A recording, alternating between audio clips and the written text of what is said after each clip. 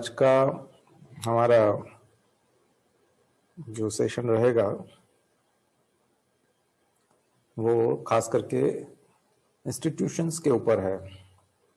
तमाम प्रकार के जो कमीशन बनते हैं, कमेटियां बनती हैं, इनका क्या इम्पोर्टेंस है और भारत जैसे देश के लिए क्या महत्व है और दुनिया भर के दूसरे देशों में इन संस्थाओं का क्या इम्पोर्टेंस है।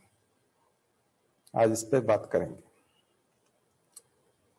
आपने पुराने समय के राजाओं की कहानियां सुनी हैं, बहुत सारी राजा रानी की, प्रजा की कहानियां सुनी हैं। इतिहास हमारा भरा पड़ा है।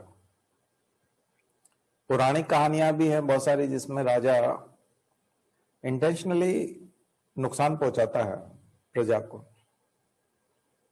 और कई अच्छे राजा हुए हैं जिन्होंने प्रजा की भलाई की है। तो जो राजा होता है वो इंटेंशनली भी नुकसान पहुंचा भी सकता है और भलाई भी करता है। भलाई करने वाले राजा भी थे जो भलाई का काम करते थे। और अनइंटेंडेड जो कॉन्सिक्वेंसेस वाली बात आती है कि जहां हम चाहते कुछ अच्छा है लेकिन हो बुरा रहा है। तो ऐसा कई जगह होता है कि जो शासक होते हैं वो अच्छा चाहते हैं, जनता का भला करना चाहते हैं, लेकिन भला होता नहीं है, उसके बजाय बुरा हो जाता है। तो इसकी क्या सॉल्यूशन है? ऐसी चीजों को ठीक करने के लिए क्या करना चाहिए? मान लीजिए हम ये मान लें कि डोनाल्ड ट्रंप जो है वो अमेरिका के बहुत अच्छे राष्ट्रपति हैं और वो अमेरिका को बहुत आगे भी देखना चाहते हैं, क्योंकि वो मेक अमेरिका ग्रेट अगेन की बात करते थे, अमेरिका फर्स्ट की बात करते थे। तो हर जगह वो अमेरिका को आगे देखना चाहते थे और अमेरिका को महान अमेरिका बनाना चाहते थे फिर से। लेकिन उनकी बहुत सारी नीतियां ऐसी थी जिसकी वजह से अमेरिका को बहुत नुकसान पहुंचा, और दुनिया में जो उनके दुश्मन हैं अमेरिका के या जो दूसरे देश हैं उनको एक तरह से फायदा हुआ। तो क्या कारण है कि इंटेंशन ठीक होने के बावजूद भी चीजें सफल नहीं हो पाती? इंटेंशन तो ठीक है, भलाई करने का है, भारत को भी हम विश्व गुरु बनाना चाहते हैं, भारत को भी बहुत आगे ले जाना चाहते हैं, लेकिन क्या कारण है कि हम फेल पे फेल होते जा रहे हैं? कई मामलों में, कई मोर्चों पे हमारी जो लड़ाई है वो ठीक रिजल्ट लेके नहीं आ रही है। उसका महत्वपूर्ण कारण यदि आप देखेंगे तो वो है संस्थाओं का समाप्त होना। जो संस्थाएं होती हैं, इंस्टीट्यूशंस होते हैं, वो बहुत महत्वपूर्ण होते हैं। ये इंस्टीट्यूशंस जो है ये राष्ट्र को बनाते हैं, बचाते हैं। देखिए, मैं आपको हर बार बताता हूं कि समाज का विकास कैसे हुआ, परिवारों का विकास कैसे हुआ, संस्थाओं का विकास कैसे हुआ। तो जो हम गुफाओं से निकल करके नियोलिथिक पीरियड में समाज में बने, एग्रेरियन सोसाइटी के रूप में आए, कृषक समाज के रूप में आए, बाद में हमने नगरों का निर्माण किया। तो प्रारंभ में तो हम एक एग्रीकल्चरल सोसाइटी थे, एग्रेरियन सोसाइटी थे, कृषक समाज थे। तो जो हम गुफाओं में थे, मनुष्य जब गुफाओं में रहता था तब उसको बहुत सारी संस्थाओं की जरूरत नहीं पड़ती थी। लेकिन जब हम समाज के तौर पर हमारे पास सरप्लस इकोनॉमी हुआ, हम सब्सटेंशियल इकोनॉमी से निकल करके आए, और सरप्लस इकोनॉमी में आकर के जब हम यहाँ क्रॉप का कल्टीवेशन कर रहे थे और डोमेस्टिकेशन कर रहे थे एनिमल्स का और प्लांट्स का, तब सामूहिक रूप से गांव बना करके एग्रेरियन सोसाइटी में रहना मजबूरी था। तब यहाँ अलग प्रकार की समस्याएं निकल करके आती थी, उत्तराधिकार की समस्या आती थी, विवाह की समस्या आती थी। तो हम लोगों ने सामाजिक कानून बनाए और अलग अलग तरह की संस्थाएं बनाई। समाजशास्त्र में इन सब का विकास आप पढ़ते हैं, एंथ्रोपोलॉजी में पढ़ते हैं। तो हम लोग समाज में इस प्रकार की कई इकाइयां हमने बनाई और इन सब यूनिट्स को मिला करके एक सोसाइटी बनी, समाज बना। उसमें राजनीतिक संस्थाएं भी बनी बाद में जाकर के। शुरू में जो है वो मुखिया होता था, चिपडम होता था, और हमारे यहाँ जो बाद में जब हम अभी डेमोक्रेटिक डिसेंट्रलाइजेशन में जब नीचे जाते हैं और फिर पंचायत व्यवस्था की बात करते हैं, है ना, रूरल लोकल बॉडीज की बात करते हैं, अर्बन लोकल बॉडीज की बात करते हैं, तो लोकल बॉडीज तक का जो डिवोल्यूशन ये जो है ये बाद में दिखाई पड़ता है। लेकिन ये प्रारंभिक तौर पर तो हम कबीलाई सभ्यता रही हो, चाहे गांव की सभ्यता रही हो, तो गांव का प्रमुख होता था, कबीले का प्रमुख होता था, क्लान का प्रमुख होता था। तो चिफडम की परिकल्पना हमारे अंदर पहले से थी और फिर इन संस्थाओं के माध्यम से हम लोग काम करते थे। संस्थाओं में दो तरह के लोग हमने लेना शुरू किए जब आजादी के बाद में, या यूं कहें कि अंग्रेजों ने जो शुरू किया हमारे यहाँ प्रशासनिक व्यवस्था, हमने उसी व्यवस्था को अडॉप्ट किया।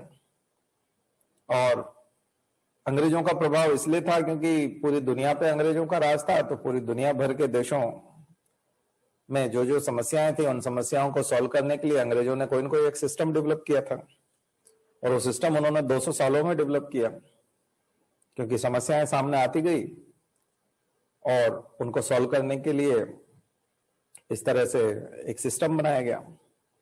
उसी सिस्टम को 1947 में हमने अडॉप्ट कर लिया, ज्यों का त्यों, कि लाइए ये बहुत अच्छा सिस्टम आपने बनाया था, क्योंकि वही तो बना के गए थे ना कि तहसीलदार होगा, एक कलेक्टर होगा, एक पुलिस व्यवस्था होगी, आपका इंडियन पिनल कोड होगा। मैंने कल आपको FIR और NPR वाला बताया था आपको कि कैसे CRPC के 54 में दर्ज होती है FIR, और वो कॉग्निजेबल ऑफेंस पे होगी हमेशा, और नॉन कॉग्निजेबल ऑफेंसेस होते हैं जो असंज्ञेय अपराध की सूचना जब आप पुलिस को देते हो तो उसको लोग वो एक तरह से वो पुलिस को इंफॉर्मेशन की रिपोर्ट सेक्शन 55 में लेते हैं, 155 में लेते हैं।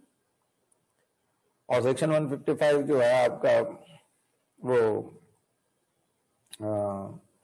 एक तरह से पुलिस का कॉपरेशन आपको उस तरह से मिलता नहीं। अगर आपको उसके तहत अगर दर्ज करवाना है तो फिर आपको न्यायालय में जाना पड़ेगा। तो ये जो CRPC और IPC, खास करके IPC जो 1860 का है, इंडियन पिनल कोड, तो 1860 में तो हमारी सरकार नहीं थी ना, एक तरह से थी हमारे लिए सरकार, लेकिन कौन थे? मैकाले थे।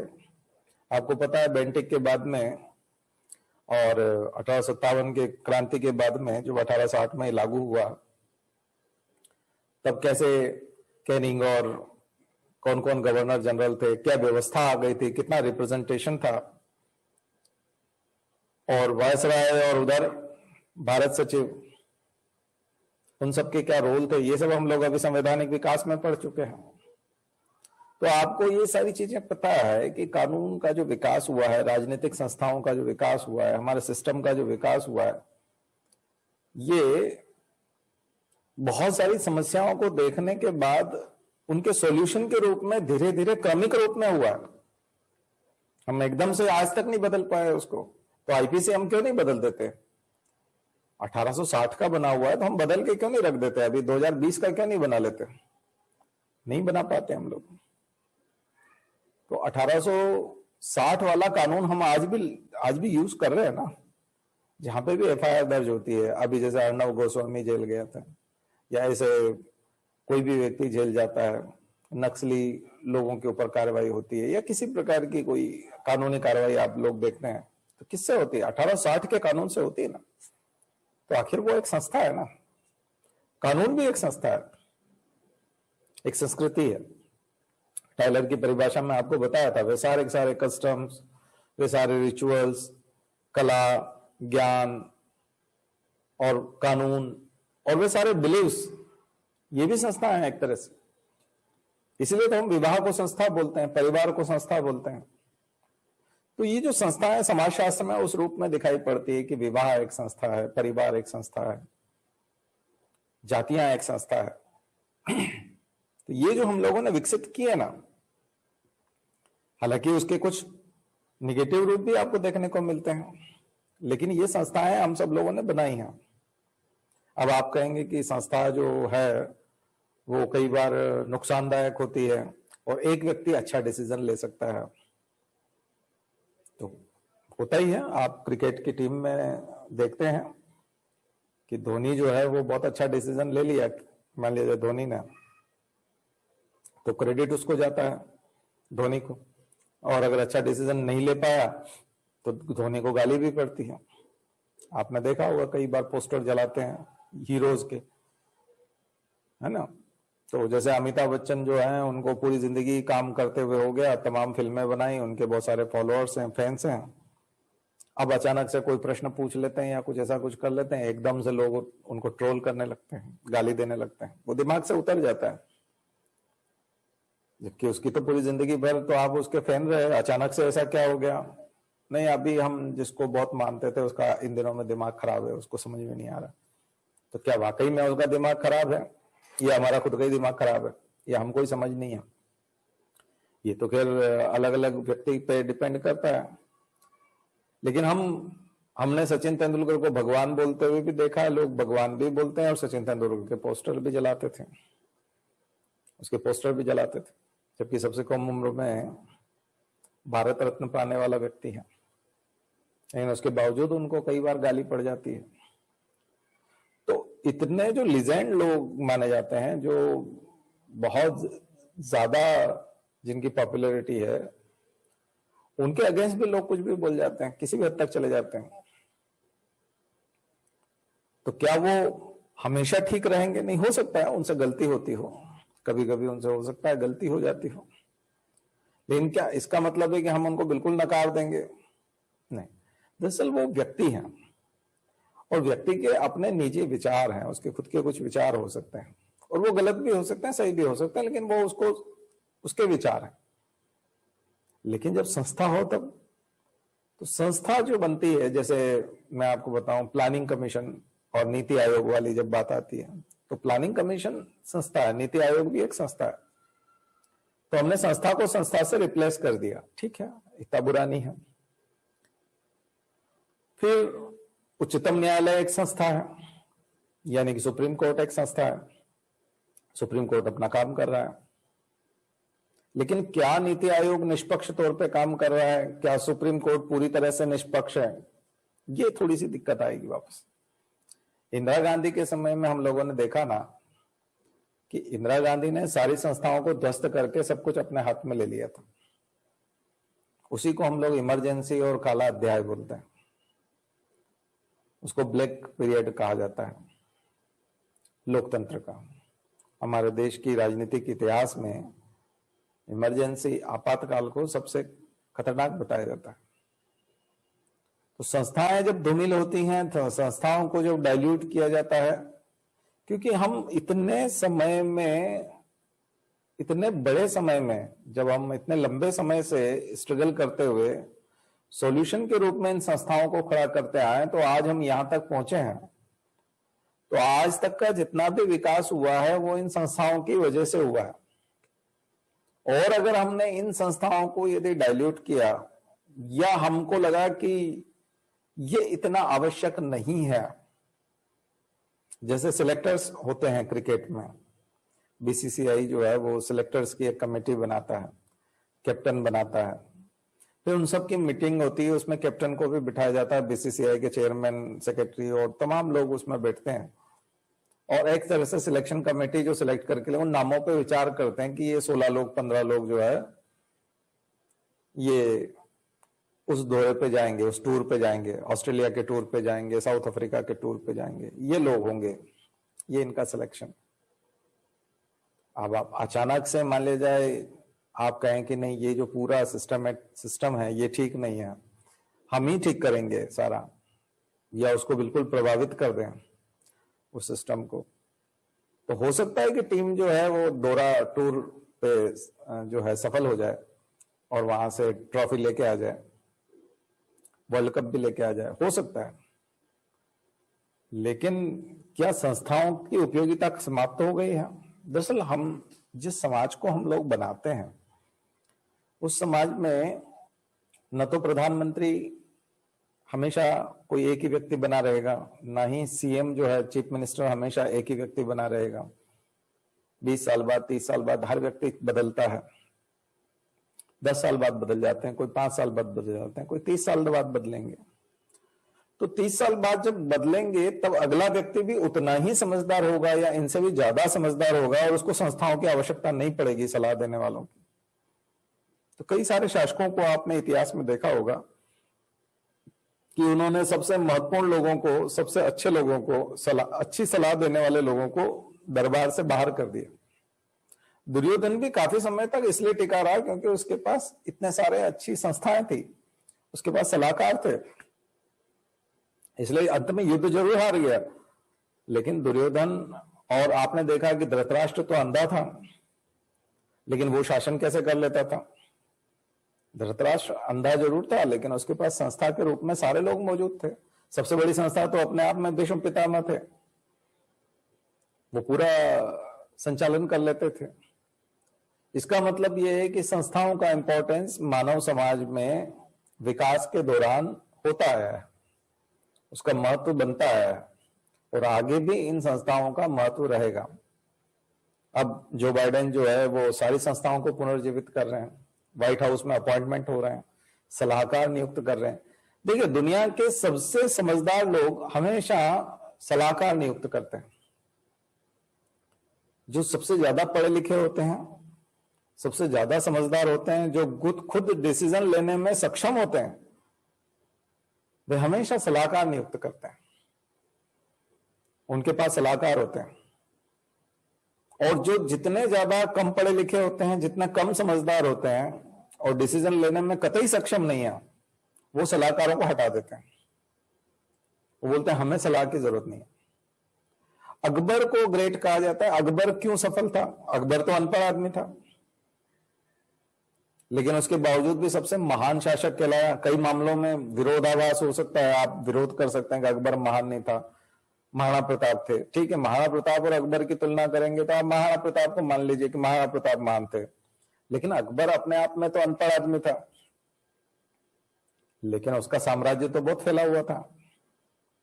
आप इतिहास को बदल के ये नहीं कह सकते ना कि अकबर का साम्राज्य फैला हुआ नहीं था, फैला हुआ था। तो फिर वो सक्सेस कैसे हुआ? इतना बड़ा साम्राज्य कैसे बनाया? इतना सारा निर्माण कैसे किया? केवल शातिर तरीके से, केवल धोखा देकर के, केवल चालबाजियों से इतना बड़ा साम्राज्य नहीं किया जा सकता। उसके पास नवरत्न थे, 9 जेम्स की बात आती है। इतने सारे सलाहकार थे, साहित्य के रूप में सलाहकार थे। हर सप्ताह इबादत खाना चलता था, उसमें धर्म के बारे में चर्चा करने वाले लोग आते थे। उनके इबादत खाने में बौद्ध भिक्षु भी आते थे, इबादत खाने में जैन धर्म के साधु भी आते थे, इबादत खाने में हिंदू भी थे और पोर्तुगीज भी थे। ईसाई जो पादरी थे वो भी आते थे। तो ईसाई धर्म को भी समझने की कोशिश करता था, बाइबल में क्या लिखा है, गीता में और उपनिषदों में क्या लिखा है, इनको भी समझने की कोशिश कर। और इसी का सबसे ज्यादा प्रभाव दारा शिकोह पे पड़ा था। अकबर की इसी नीति का प्रभाव जो है वो दारा शिकोह पे गया था। खुद हुमायूं पे इतना प्रभाव नहीं था जितना दारा शिकोह पे प्रभाव आया था। तो ये जो संस्थाएं होती है, इबादत खाना एक संस्था थी अकबर के पास में। 9 जेम्स जो थे वो एक संस्था थी, जिसके माध्यम से, उन संस्थाओं के माध्यम से वो बहुत कुछ कर पाया। भारत जैसे विशाल देश के लिए, जहां इतनी ज्यादा डाइवर्सिटी है और इतने सारे स्टेट्स हैं, और हम फेडरलिज्म के कंसेप्ट में विश्वास करते हैं, हालांकि क्वाज़ा है हमारा फेडरलिज्म, उस तरह का नहीं है जैसा अमेरिका का फेडरलिज्म है। हमारा परिसंघीय, अर्ध परिसंघीय है एक तरह से, क्वाज़ा सिस्टम। और फेडरलिज्म पे हम बहुत सारी बात कर चुके हैं। तो फेडरलिज्म जो संस्था है, उसके लिए वित्त आयोग भी इंपॉर्टेंट है, संसद भी इंपॉर्टेंट है, विधानसभाएं भी महत्वपूर्ण है। लेकिन पिछले दिनों आपने देखा कि हमारे देश की संस्थाएं डाइल्यूट हो रही हैं। अभी संस्थाओं को एकदम समाप्त नहीं किया। अभी प्लानिंग कमीशन को पूरी तरह से खत्म नहीं किया, क्योंकि प्लानिंग कमीशन का मॉडिफिकेशन हुआ है। अभी लगभग बिल्डिंग भी वही है, उसके आगे, बिल्डिंग के आगे योजना भवन लिखा हुआ था, उसको अब नीति भवन कर दिया है एक तरह से, क्योंकि योजना आयोग के बजाय उसका नाम हो गया नीति आयोग। जो चेयरमैन है अभी भी एक्स ऑफिशियो हैं, वो वही हैं, पटेल प्रधानमंत्री ही चेयरमैन है। अधिकारियों के थोड़े नाम बदल दिए गए, पोस्ट के नाम बदल दिए गए हैं, लेकिन जितने कमरों में सेक्शन ऑफिसर्स बैठते थे, जितने कमरों में जो ऑफिसर्स बैठा करते थे, वो तो उतने ही कमरों में बैठते हैं आज भी। लगभग जितने ऑफिसर, काम करने का थोड़ा सा तरीका चेंज हो गया है, लेकिन नीति आयोग है, इसका मतलब योजना आयोग का कुछ ना कुछ स्वरूप विद्यमान है, एक तरह का उसको सब्स्टिट्यूट बनाया गया है। कुछ संस्थाएं ऐसी हैं जो है और उनको डाइल्यूट कर दिया गया है। जब हम विकास परिषद की बात करें तो शायद वो लगभग नष्ट हो गई है। राष्ट्रीय एकता परिषद की बात करें तो उसकी प्रासंगिकता समाप्त कर दी गई है, एक तरह से उसको भी नष्ट कर दिया गया। 2013 के बाद में, लगभग 14 के बाद में कोई बैठक नहीं है। यूजीसी जैसी संस्था का स्वरूप बदला गया है, तो शिक्षा की बहुत सारी संस्थाओं का स्वरूप बदल दिया गया है। वित्त आयोग की रिपोर्ट एनके सिंह जो है अभी प्रस्तुत कर रहे हैं, 15th फाइनेंस कमीशन की बात आ रही है, वो 2021 से 25 तक का रिपोर्ट पेश कर रहे हैं। पिछली बार उन्होंने कहा कि स्लो डाउन है, इसलिए हम एक इंटरिम रिपोर्ट 1 साल की पेश करेंगे। अब पेंडेमिक से बड़ी चीज तो ये है, कोरोना संकट है, लेकिन अभी न्यूज है कि उन्होंने राष्ट्रपति को दिया है और बजट के ठीक एक दिन पहले पेश किया जाएगा। क्यों अभी पढ़ने के लिए क्यों नहीं दिया जा रहा? अभी सारे संसद के सदस्यों को एक कॉपी क्यों नहीं दी जा रही है? उस पर डिबेट क्यों नहीं करवाई जा रही है? बजट के एक दिन पहले जब बजट की बात होगी तब आप अपने फाइनेंस कमीशन की 15th फाइनेंस कमीशन की रिपोर्ट रख देंगे और उस पर बातचीत नहीं होगी। दरअसल फाइनेंस कमीशन एक बहुत बड़ी संस्था है, पर उस पर डिबेट नहीं होगी, उस पर चर्चा नहीं होगी, बिना चर्चा के उसको पास कर दिया जाएगा। कृषि फार्म लॉज जितने भी बनाए गए, कृषि कानून जो बने, उनका सबसे ज्यादा देश भर में विरोध यह है कि उसके बारे में चर्चा नहीं है। बहुत सारे ऐसे कानून हैं जो संसद में एक दिन पहले लाए गए हैं, एक दिन पहले लाए गए, उसकी प्रतियां सारे सदस्यों तक पहुंची नहीं। सब लोग पढ़ते, सोचते, दूसरे दिन वहां संसद में बहस होती, बात करते। संसद पूरी तरह से एक तरह से डाइल्यूट हो गई है। उच्चतम न्यायालय को डाइल्यूट किया जा रहा है, फाइनेंस कमीशन को डाइल्यूट किया जा रहा है, नीति आयोग का, योजना आयोग का स्वरूप बदला गया है। और यूजीसी के आपने देखा है कि फिर अभी जो पेंडेमिक में सबसे ज्यादा R&D की जरूरत पड़ी, लगा कि R&D सबसे ज्यादा होना चाहिए देश में, और वैक्सीन के मामले में हम लोग को और ज्यादा तीव्र गति से काम करना चाहिए, रिसर्चर्स को हमको प्रमोट करना चाहिए। यही चीज पराली जलाने के ऊपर और दिल्ली के पॉल्यूशन के ऊपर, और इनमें जितनी ज्यादा एक्सपर्ट्स की कमेटियां होंगी, जितने ज्यादा एक्सपर्ट्स की सलाह ली जाएगी, और जितनी जल्दी जल्दी उन सबसे सलाह लेकर के कानून बनाए जाएंगे या नियम बनाए जाएंगे। कोरोना पे जो इतना सारा आज आप जो देख रहे हो, आप अभी पिछले 2-3 दिनों से, 4 दिनों से चुनाव की रैलियां देख रहे हो। उससे पहले चुनाव की रैलियां खूब चली है, लेकिन अभी जब ठंड बढ़ गई है और कोरोना भी बढ़ गया है, सबको पता था कि कैसे जो है दिल्ली और पूरा जो उत्तर प्रदेश और ये जो क्षेत्र है एक बाउल की तरह है। ऊपर हिमालय है और इधर दक्कन का प्लेट्यू है, वो एक इस तरह का शेप आता है। तो वहां जो भी धूल है और जो धुएं के कण हैं, तो धूल और धुआं और ये जो है वहां एक तरह से उस बाउल में ठंड के दिनों में, चूंकि ठंड ज्यादा हो जाती है, तापमान जो है वो बहुत कम हो जाता है, इस वजह से वो एकदम जमा हो जाता है उसमें, उस हिस्से में वो जमा हो जाता है। ये बात सबको पता है। और ऐसे समय में कोरोना जो है, जिनको सांस लेने में दिक्कत आती है, या जो सारी की सारी लंग्स से जुड़ी हुई चीज है, और ये भी सीधा लंग्स से जुड़ा हुआ चीज है, पॉल्यूशन भी, तो वो एकदम से कई गुना हो जाएगा, मल्टीप्लाई हो जाएगा, ये बात सबको पता है। और जिन दिनों में लॉकडाउन किया गया था मार्च में, उन दिनों में तो पर्यावरण सुधरता है, और उस समय में जबरदस्त हार्श लॉकडाउन था जिसमें सब कुछ बंद कर दिया गया था और बाहर कुछ भी नहीं था। और आपको पता है कि मेरठ से और सहारनपुर से हिमालय की चोटियां दिखने लगी थी, है ना। आप देखते हैं ना कि हिमाचल और हिमालय और ये आपको उत्तर प्रदेश के उस क्षेत्र से दिखाई पड़ने लगा था जहां से हम लोग सामान्यतः सोचते नहीं है, वहां से आपको हिमालय की चोटी, यानी पर्यावरण कितना साफ हो गया था, क्योंकि ट्रांसपोर्टेशन बिल्कुल बंद था और बहुत सारा कामकाज बंद था। तो हमने उस समय में इतना हार्श लॉकडाउन किया, और इस तरह से, तो इसका मतलब ये जो सलाह देने वाले लोग हैं, ये कौन लोग हैं कि जब वो बाउल पूरी तरह से भरा पड़ा रहेगा धुएं से और गुबार से और धूल से, धूल के कणों से, वही PM2.5 और PM5 और वो सब जो उसका रेंज बहुत ज्यादा ऊंचा होगा, ऐसे समय में कोरोना से कितनी मौतें होंगी। तो आपका सेकंड सर्ज और सेकंड पीक और वो सब आएंगे कि नहीं आएंगे, सेकंड थर्ड पीक चौथे वाले में जा रहे हैं एक तरह से। और दिल्ली में जो है मौत, रिकॉर्ड डेथ हुई है। तो ऐसे समय में आपकी क्या प्लानिंग है, और ऐसे समय में आप कौन सी चीज अडॉप्ट करने जा रहे हैं? तो क्या इसके लिए एक्सपर्ट्स नहीं लगेंगे? क्या इसके लिए रिसर्चर नहीं लगेंगे जो आपके टेरेन को समझ सके, जो टोपोग्राफी को समझा सके, जो स्टबल बर्निंग के कंसिक्वेंसेस को समझा सके, और जो मौसम विज्ञानी हो, जो एनवायरमेंट के हिसाब से बात कर सके। इसके अलावा एपिडेमियोलॉजिस्ट हो जो कि महामारी विज्ञान का अच्छे से आकलन कर सके। ऐसे रिसर्चर्स की जो डिफरेंट फील्ड से आते हैं, उनकी टीम के सजेशन नहीं हो सकते।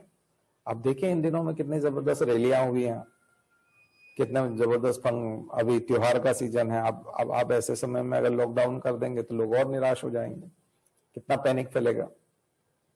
लेकिन हम पहले भी तो कर रहे थे, तो पहले किन लोगों के कहने से कर रहे थे? ये हम ही को खुद को सपना आ रहा था, या दुनिया भर में जो हो रहा था उसी की हम नकल कर रहे थे? तो फिर अब क्यों नहीं कर रहे? दुनिया ने तो कई जगह करना शुरू कर दिया है वापस लॉकडाउन, तो अब क्यों नहीं कर रहे हम? दरअसल वाकई में हमारे पास में एक्सपर्ट्स नहीं है। एक्सपर्ट्स की हम बात मानते नहीं है। हमने संस्थाएं बनाई नहीं है बल्कि तोड़ी हैं। जो बनी हुई थी उन संस्थाओं को समाप्त किया है। संस्थाएं मानव जाति के विकास की अमूल्य धरोहर हैं। संस्थाएं जो बनी हैं, इंस्टीट्यूशंस जो बने हैं, वो कालानुक्रमिक विकास के दौरान तमाम एक्सपर्ट्स के सुझावों और उनके अनुभवों के आधार पर बना है। जिस व्यक्ति ने पूरी जिंदगी सांख्यिकी को दिया, स्टैटिस्टिक्स को दिया, और वो स्टैटिस्टिक्स के आंकड़े लेकर के आया। इसलिए एनएसएसओ का क्या हुआ, एंड फिर पीरियोडिक लेबर फोर्स सर्वे का क्या हुआ, एम्प्लॉयमेंट अनएम्प्लॉयमेंट रिपोर्ट का क्या हुआ, ये कौन देते थे? CSO, central statistical organisation. ये कौन लोग देते थे? ये एक्सपर्ट्स देते थे, और उसके आधार पर आप पॉलिसी बनाते थे। उससे आपका शासन चलता था। आप कहोगे शासन तो हम चला लेंगे, शासन तो सभी चला लेंगे। जब आप मुगल शासकों में पढ़ते हो तो निकम में मुगल शासक भी देखने को मिलते हैं ना आपको। कई सारे मुगल शासक ऐसे हैं, जब हम पढ़ाते हैं तब आपको कहते हैं कि ये जो मुगल शासक है इसको पढ़ने की जरूरत नहीं है, क्योंकि ये 1-1.5 साल रहा। और कई बार जब जैसे हम मोहम्मद शाह रंगीला को पढ़ते हैं तो बहुत लंबे समय तक रहा, लेकिन बोले ये रंगीला आदमी था और ये बेकार आदमी था, इसको पढ़ने की जरूरत नहीं है, इसके समय में कुछ नहीं हुआ, बल्कि वो नादिर शाह आकर के लूट के चला गया। इसके समय में ये हो गया था, ये बोले ये तो बहुत लंबे समय तक रहा था, लेकिन बोले निकम्मा था, कुछ नहीं करता था। तो इतना लंबा शासनकाल था? नहीं, लंबा शासनकाल होने से नहीं होता। आप कितने, कई सारे शासक हैं जो, लेकिन आप याद, इतिहास में याद किनको करते हैं हम? उस शासक को करते हैं जिसकी उपलब्धियां ज्यादा होती है, अचीवमेंट्स ज्यादा होते हैं। बाजीराव सेकंड को क्यों याद किया जाता है? बाजीराव सेकंड का जो कार्यकाल है वो बहुत ज्यादा लंबा नहीं है, ठीक है, फिर भी उतना नहीं है, वो अल्पायु माना जाता था। लेकिन बाजीराव को इसलिए याद किया जाता है क्योंकि बाजीराव फर्स्ट की बात तो मैं कर रहा हूं, तो वो उसने क्या किया था, उसने मराठा अस्मिता का परचम जो है लहरा दिया था पूरे भारत में। पंजाब तक उनका जो है वो डर था लोगों को, राजपूताना में लोग डरते थे। दिल्ली का बादशाह जो है वो सिंहासन छोड़ करके नीचे बैठ जाता था कि बाजीराव आने वाला है। सपने आते थे शासकों को, उत्तर भारत के शासकों को सपने आते थे कि एक मराठा वो है पेशवा, और वो अगर आ गया तो मेरा सब कुछ छीन लेगा।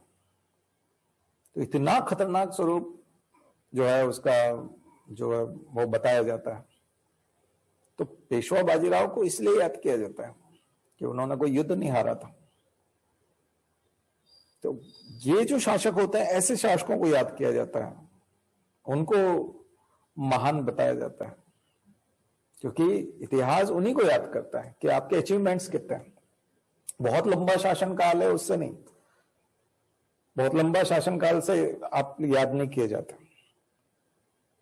तो फिर सफल कैसे होंगे? सफल हम तब होंगे क्योंकि शिवाजी के जो अष्टप्रधान वाली जो योजना थी, वो सलाहकार, वो संस्था थी। शिवाजी खुद कितने समर्थ व्यक्ति थे, शिवाजी पे तो शंका नहीं की जा सकती कि वो कुशल संगठन करता थे। लेकिन एक शब्द है कुशल संगठन करता और नेतृत्व, लीडरशिप। आप लीडर हैं किसके? आप कहेंगे जनता के लीडर हैं, सेनापति। सेनापति किसका सेनापति होता है? सेना का सेनापति होता है। आप कहेंगे नहीं ये इस देश के सेनापति हैं, नहीं, वो उस सेना का सेनापति, उस सेना का लीडर है और उस सेना का वो संचालन करता है। अपनी लीडरशिप में उस सेना को वो निर्देश देता है।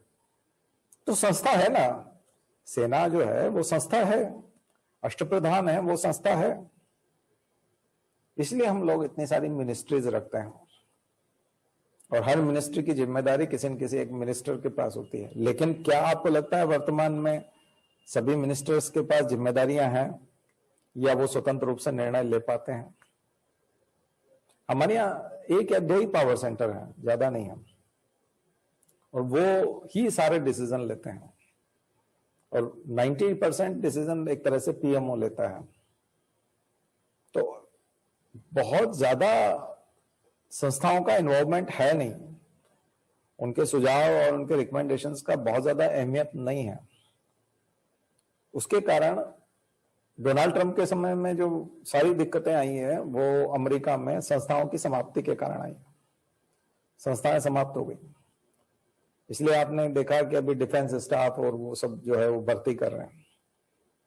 हाँ, उन्होंने एक बेंगलोर के, हैदराबाद की किसी एक व्यक्ति को उन्होंने अपना अभी राजनीतिक सलाहकार बनाया, जो बाइडेन।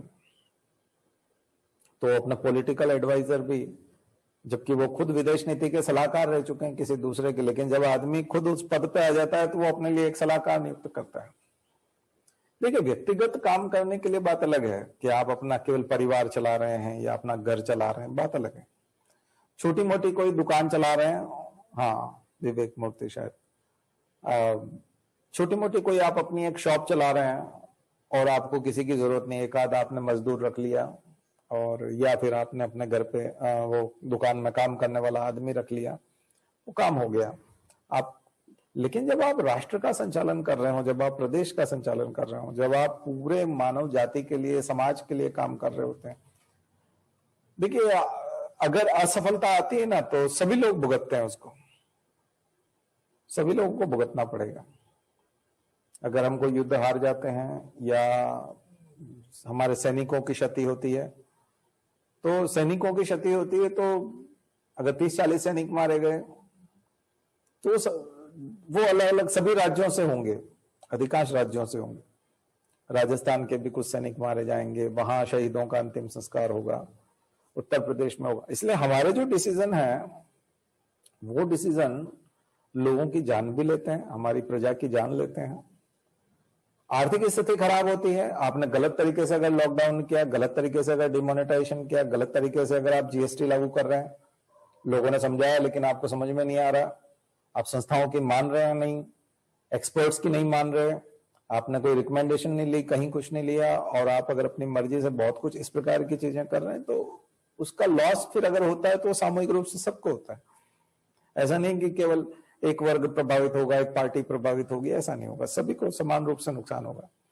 लॉकडाउन हुआ तो जो आदमी करोड़ों रुपया कमा रहा था उसका भी नुकसान हुआ, तो उसका नुकसान करोड़ों में हुआ, क्योंकि हर महीने वो करोड़ों रुपया कमाता तो उसका नुकसान करोड़ों में हुआ। लेकिन हमारे यहाँ तो ऐसा नहीं हुआ, अडानी अंबानी को छोड़ के बाकी का नुकसान हुआ, उन दोनों को तो फायदा हुआ। तो ये कैसे हो जाता है? तो ये होता है, संस्थाओं के हाथ में जब चीजें नहीं होती और व्यक्तिगत हाथों में जब चली जाती है तो ये इस प्रकार के नुकसान होते हैं, क्योंकि जो डिसीजन लिए जाते हैं वो व्यक्तिगत तौर पे लिए जाते हैं, और व्यक्तिगत तौर पे जो डिसीजन आते हैं उसमें हो सकता है फायदा भी हो। मैंने आपको बताया था, धोनी ने जिसको बॉल पकड़ाई, उप कप्तान वाइस कैप्टन ने मना कर दिया कि नहीं मैं सहमत नहीं हूं आप जो ये डिसीजन ले रहे हैं। 2-3 और सीनियर खिलाड़ी आ गए पास में, उन्होंने भी कहा नहीं नहीं आपको ये नहीं करना चाहिए। उसके बावजूद उसने किसी को कहा नहीं नहीं तुम जाओ, तुम्हारा भी काम नहीं है, तुम्हारा भी नहीं है, मैं इसी को बॉल देता हूं, और उसने विकेट ले लिया।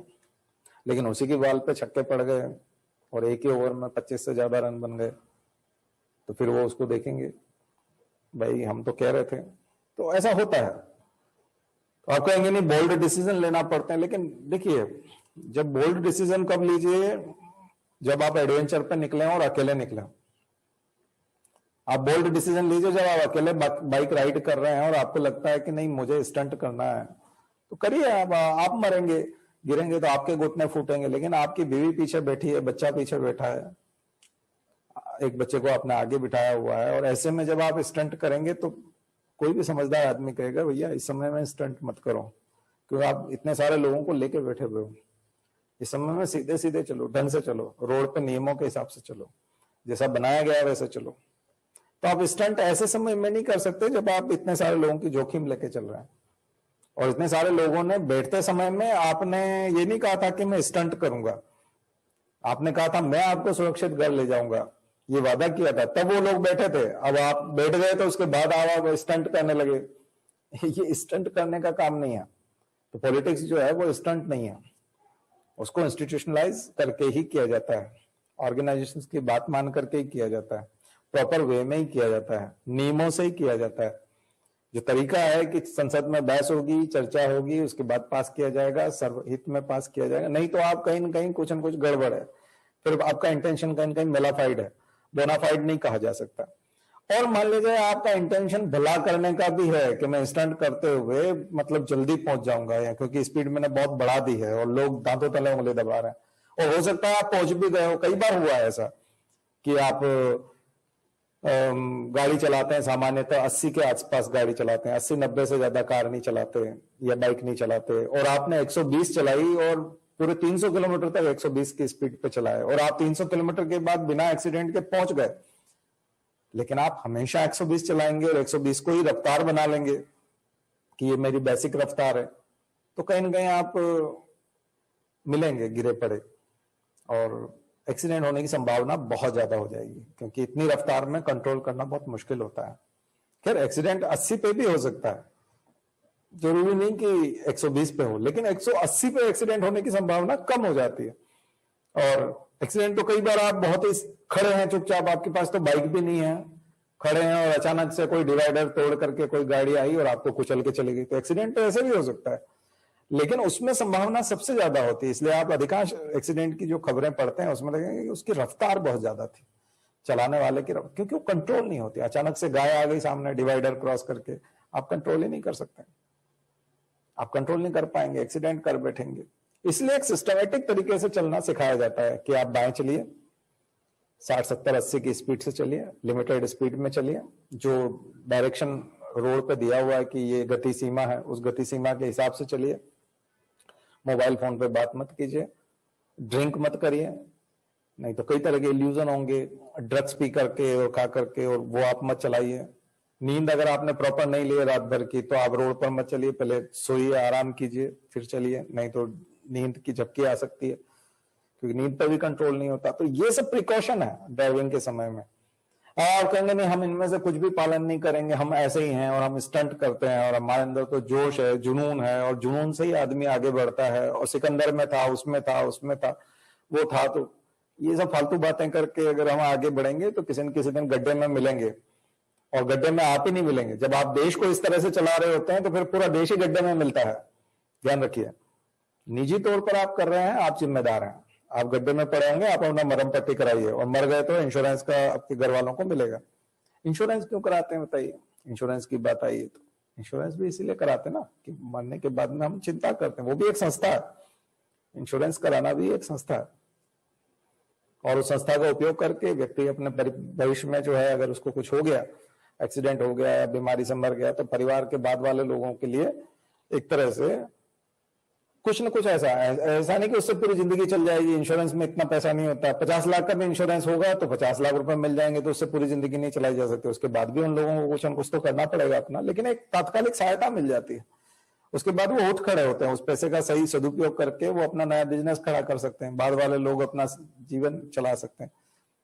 तो ये इसलिए होता है, आप कहेंगे नहीं हम खत्म कर देंगे इंश्योरेंस जैसी कोई चीज नहीं रखेंगे, तो ये तो गलत है ना। तो आज मैंने जो बात बताई है वो हमारे देश की संस्थाओं का इंपॉर्टेंस है। संस्थाएं बहुत आवश्यक हैं। संघ लोक सेवा आयोग से हम नहीं करेंगे साहब भर्ती, हम कल से जो है कोई और संस्था में कर लेंगे, नागपुर से कर लेंगे भर्ती, या और कहीं से हम देश के अच्छे अच्छे ब्यूरोक्रेट निकालेंगे। जैसे हम लोगों ने पैरेलल एंट्री के लिए हॉरिजॉन्टल एंट्री की बात की थी ना, कि एक पैरेलल एंट्री भी लगा देंगे, इधर से आ जाएंगे, साइड से एंट्री कर जाएंगे और उनको आईएएस बना देंगे। सोसाइटी में जो सफल लोग हैं, एंटरप्रेन्योर हैं, जो जो समाज सेवा कर रहे हैं, ऐसे लोगों को सीधा हम जब ज्वाइंट सेक्रेटरी बना देंगे और उसको कर देंगे। ये भी एक गलत चीज है, क्योंकि हम संस्था को बाईपास कर रहे हैं।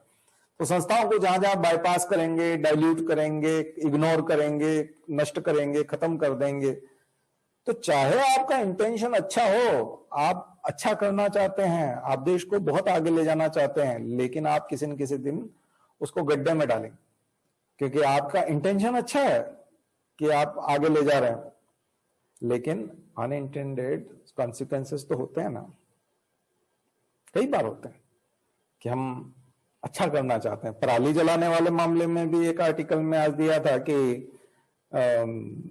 एक अच्छा कानून बनाया गया इरिगेशन वाला, खास करके इरिगेशन वाला इसलिए बनाया गया कि जो वाटर लेवल था वो हरियाणा का और पंजाब का नीचे जा रहा था। तो वाटर लेवल नीचे जा रहा था, तो पंजाब हरियाणा वालों ने कानून बनाया कि जो जमीन के नीचे पानी है उसको आप हार्वेस्ट जो है करना पड़ता है, क्योंकि आप चावल की बुआई जो करते हैं राइस की, तो राइस की सोइंग जब आप वो जो उसको करते हैं, चोपने वाला काम करते हैं, तो वो आप मई में करते हैं। तो मई में करने से क्या होता है कि उस समय में तो मानसून आया नहीं होता, तो आप पानी निकालना पड़ता है, नलकूप से निकालते हैं, कुओं से निकालते हैं। तो आप इरिगेशन के लिए जो पानी निकालते हैं उससे वाटर लेवल बहुत नीचे चला जाता है मई के महीने में। तो गवर्नमेंट ने 2 कानून बना दिए कि आपका पानी, आप जो सोइंग जो करेंगे, आप जो चावल की जो खेती शुरू करेंगे, अपनी खरीफ की बुआई शुरू जो करेंगे, वो आप जून में करेंगे, और डेट दे दी उन्होंने। तो फार्मर्स को डेट दे दी गई कि इस डेट को आप बुआई करेंगे, इससे पहले नहीं करेंगे, ताकि आप इरिगेशन के लिए पानी ना निकालना पड़े। तो ये बुआई की डेट देने से क्या हुआ कि उधर जो वापस गेहूं की बुआई का समय आता है, तो वो जब आपका फसल कटता है चावल का और गेहूं की बुआई का समय आता है, वो बहुत कम पीरियड बच जाता है। तो ऐसे समय में आपके पास स्टबल बर्निंग के सिवाय कोई तरीका ही नहीं, कि पराली जलाने के सिवाय आपके पास कोई तरीका नहीं। तो कानून क्यों बनाया गया था? कानून अच्छे के लिए बनाया गया था। भला करने गए थे, तो इसलिए कहावत है ना, होम करते हाथ जला। गए थे होम करने, हाथ जला बेटे। यानी कि आप काम करने गए थे अच्छा, कि आप इरिगेशन को जो है कम से कम करना पड़े, और मानसून जब आ जाएगा जून में, तो बारिश का पानी जो है वो खेतों में जमा होगा, उस समय में आप अपना चावल की फसल लगा लीजिए, तो आपको इरिगेशन की जरूरत नहीं पड़ेगी, तो कुओं से पानी नहीं निकालना पड़ेगा, तो वाटर लेवल बच जाएगा हमारा। तो गर्मी के दिनों में जो जल संकट आ जाता है और जो समस्याएं खड़ी होती है वो नहीं होगी, खास करके ड्रिंकिंग वाटर की समस्या तो बिल्कुल भी खड़ी नहीं होगी। तो कानून तो अच्छे के लिए बनाया गया था, लेकिन उस कानून का नुकसान ये हुआ कि पराली जलाने के सिवाय किसानों के पास और कोई तरीका नहीं है। क्योंकि नहीं तो पहले 1 महीना जब बीच में मिलता था उस कानून से पहले, तो उस 1 महीने में क्या होता था कि वो पराली को एडजस्ट कर लेते थे। कई बार वो खाद बन जाती थी, कई बार उसको जुताई करके दबा दिया जाता था, और भी कई सारी चीजें। तो ये एक नुकसान है। अच्छा काम करने गए थे, बुरा हो गया। इसलिए जो एक्सपर्ट्स हैं वो बोल रहे हैं कि थोड़ी और रिसर्च होनी चाहिए उससे पहले, और वाटर लेवल के लिए और कोई अल्टरनेट कानून बनाइए, और कुछ ऐसा सोचिए कि इस तरह से कुछ हो जाए। तो कई बार आप जिसे अच्छा मान रहे हैं, आपका उद्देश्य नहीं है खराब कि आप दिल्ली को प्रदूषित बनाएं, गैस चैम्बर बना दें। ऐसा नहीं है कि किसान जो हरियाणा के और पंजाब के वो समझदार नहीं है और उनको बिल्कुल भी अकल नहीं है और वो गैस चैम्बर बनाना चाहते हैं दिल्ली को, वो चाहते हैं, या वहां की सरकारें चाहती है, नहीं चाहती, लेकिन उसके बावजूद भी बन रहे हैं। तो नीतियां तो बदलनी पड़ेगी। तो एक्सपर्ट्स, ऐसे समय में एक्सपर्ट्स आपको सलाह देंगे, रिसर्चर्स सलाह देंगे। तो आप जब तक एक्सपर्ट्स और रिसर्चर्स भारत में R&D को बढ़ावा नहीं देंगे, रिसर्च को बढ़ावा नहीं देंगे, पढ़ने लिखने वालों को बढ़ावा नहीं देंगे, यूजीसी को और CSIR को फंडिंग नहीं करेंगे, DST को फंडिंग नहीं करेंगे, तो संस्थाओं को जब तक जिंदा नहीं करोगे, संस्थाओं को जब तक, जो मर गई हैं, टूट गई हैं, जिनकी कमर तोड़ दी गई है, जिनके फ्रैक्चर हैं, उन फ्रैक्चर को ठीक नहीं करोगे संस्थाओं को, और जब तक उनको उठ के खड़ा नहीं कर दोगे, तब तक राष्ट्र का विकास नहीं हो सकता।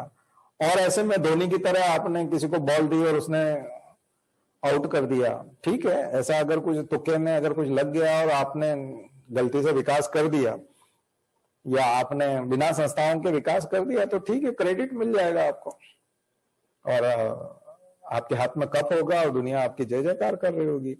जैसे मैंने आपको बताया कि आपने 120-130 की रफ्तार पे कार दौड़ा दी, अंदर बच्चे भी बैठे हुए हैं, परिवार भी बैठा हुआ है, सब लोग, तेज हवा आ रही है, खिड़की खोल ली सबने, और सब आनंद ले रहे हैं, क्या रफ्तार है, देखो वो पीछे रह गया, देखो वो पीछे रह गया, देखो वो पीछे रह गया, और आप घर भी पहुंच गए, हो सकता है घर भी पहुंच गए, और आप शाबाशी दे रहे हो, आज तो आपने क्या कार चलाई है भाई, हम सब घर आ गए। लेकिन किसी दिन गड्ढे में पड़े हुए मिले तो फिर सारे लोग जो पीछे से आ रहे होंगे, भाई हम धीरे धीरे चल रहे थे लेकिन हमको पता था ये आगे जाके गिरेगा।